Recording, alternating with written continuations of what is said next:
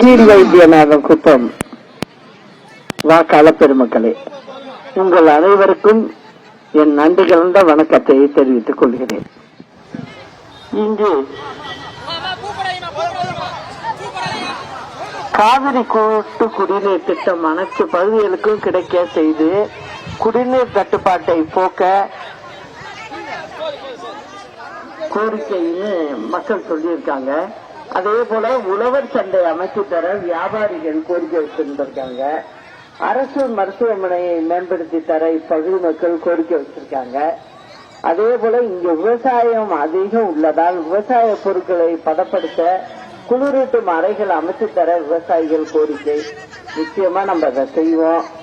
லத்தேரி பரதராமி பகுதிகளில் மேம்படுத்தப்பட்ட கால்நடை மருத்துவமனைகள் அமைத்து தர கோரிக்கை கொடுத்திருக்காங்க. அதே போல லத்தேரி பகுதியில் உள்ள பேருந்து நிலையங்களில் மேற்கூரை அமைத்து தர பயணிகள் கோரிக்கை வச்சிருக்கீங்க. அதையும் நிச்சயம் செஞ்சு கொடுப்போம். நுகர்வோர் வாணிப கழகத்தின் மூலம் சேமிப்பு கிடங்குகள் அமைத்து தர விவசாயிகள் கோரிக்கை வச்சிருக்காங்க. நம்மளுடைய தேர்தல் அறிக்கையிலேயே அது வருது.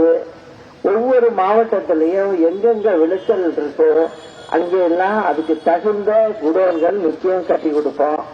அதே போல தீயணைப்பு மற்றும் மீட்புத்துறை கிளை அலுவலகம் அமைத்து தர தொகுதி மக்கள் கோரிக்கை வச்சிருக்காங்க. நிச்சயம் செய்து தரப்படும். அதே போல இங்க பூங்கா அமைத்து தர சுற்றுலா பயணிகள் கோரிக்கை வச்சிருக்காங்க. அதாவது காவனூர் ஏரிய சுற்றி அங்க சுற்றுலா பொழுதுபோக்கு பூங்கா அமைத்து தரணும்னு கேட்டிருக்காங்க. நிச்சயமா அது நம்ம ஆட்சி வந்ததும் செய்து கொடுக்கப்படும். நிறைய திட்டங்கள் இந்த திமுக அரசு செய்யல. அதனாலதான் சொல்றேன், போன தேர்தல் அப்ப வாக்குறுதி கொடுத்து இந்த மாவட்டத்துக்கு தண்ணி பிரச்சனை எல்லாம் தீர்ப்போம்னு சொல்லியிருக்காங்க. ஆனா அது எதையும் அவங்க செய்யல. அதனாலதான் சொல்றேன், மீண்டும் வந்து அவங்க டோக்கன் கொடுக்கிறோம் அப்படின்னு சொல்லுவாங்க. இத நம்ப வேண்டாம். ஏன்னா டோக்கன் கொடுத்து 8000 ரூபாய்க்கு நீங்க சாமான் வாங்கிட்டா அந்த ஒரே ஒரு முறையோட முடிச்சு போச்சு. அதுக்கப்புறம் 5 வருடம் உங்களுடைய வாழ்வாதாரம் கேள்விக்குறி ஆகிடும். அதை நீங்க புரிஞ்சுக்கணும். அதே போல துரோக குரூப் ஒண்ணு இருக்கு. அதுவும் என்ன பண்ணுது, இந்த மாதிரி நாங்க பிரிச்சு தர்றோம், 10,000 ரூபாய் காசு தர்றோம்ங்கிறாங்க. அதுவும் சொல்றேன், இவங்க 2 பேருமே அவங்க அப்பா வீட்டு பணத்தை கொடுக்கல. அவங்கள பொறுத்த வரைக்கும் இது கடன் வாங்கி செய்யறதா.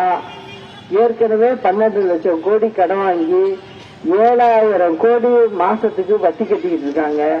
அவங்களால இது செய்ய முடியாது. மீண்டும் மீண்டும் கடனை வாங்கி தமிழ்நாட்டில் உள்ள வாழ்ற மக்களோட தலையில தான் அந்த கடனை வைக்கிறாங்க.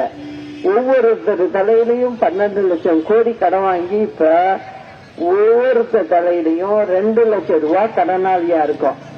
அதனாலதான் சொல்றேன், நீங்க அவங்க வந்து வாக்கு கேட்டா நீங்க தயவு செய்து போடக்கூடாது. அதே போல நீங்க இன்னொன்னு என்ன செய்யணும், அவங்க ஏதாவது நான் தர்றேன், 2 கட்சிக்காரங்களும் சொல்லுவாங்க, இதை தர்றோம் அதை தர்றோம், எப்படியா நீங்க உங்க வாக்க வாங்கி திருப்பி ஆட்சியில உட்காந்துடணும்னு நினைப்பாங்க.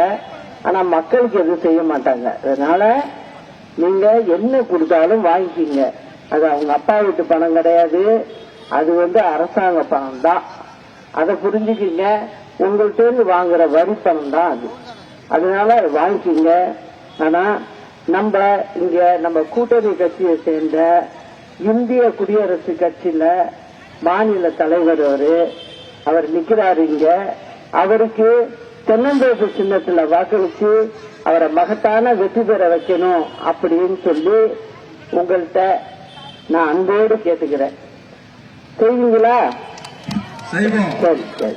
அதனால நீங்க திரு தங்கராஜ் அவர்களுக்கு தென்னந்தோப்பு சின்னத்துல வாக்களிச்சு அவரை மகத்தான வெற்றி பெற செய்ய வேணும் அப்படின்னு அன்போட கேட்டுக்கிட்டு, நாளை நமது வெற்றி நமது, அண்ணா நாமம் வாழ்க, புரட்சி தலைவர் நாமம் வாழ்க, புரட்சி தலைவி அம்மா நாமம் வாழ்க.